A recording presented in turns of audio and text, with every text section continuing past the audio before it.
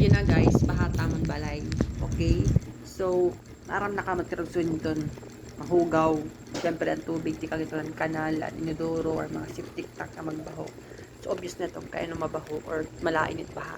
So, look at this. So, ayun, takpaan, nakatungtong ng guting lingkuran para dirigod asin mababal ng tubig. Kasi, di ba, syempre, mahugaw man. So, apat ito, may sako pa rin, ading at mga ipis, oho.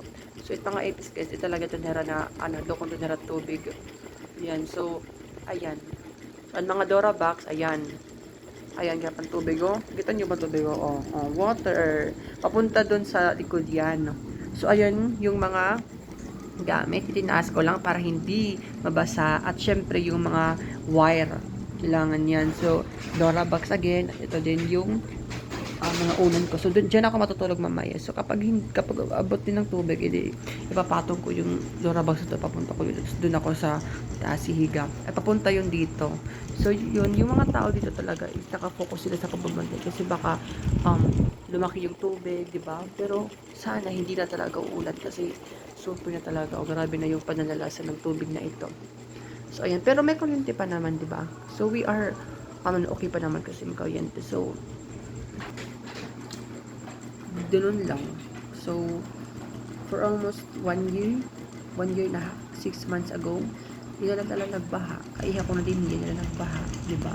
So, pero okay to kay Daniel Manla. So, tanggapon na lang natin ang aton district. Itaton anong mangyayari na tayo. So, di ba? Iba nga, mga balig, ibabaan ko itong dili, di ba? Aton nga lang, adila may dili. Ayan, takmedyas, medyo basa na. At dilakat siling pan. Ayan. So, ayan. Andito lang talaga ako. So, palaki-laki ng tubig, pero okay lang. Kasi hindi naman medyo lumalaki yung tubig. I hope na okay kayong lahat. Kasi dito sa amin talaga grabe. So, lahat ng mga tao, kailangan nyo na mag-evacuate para mas safe kayo. Pero kung panindigan nyo yung pagiging nyo, go lang. Go lang. Ganun. So, ako, mag-isa lang ako dito. So, kaya ko naman because I've experienced so many times this kind of, you know, mga disaster or whatever. So, bye. See you tomorrow. Bye.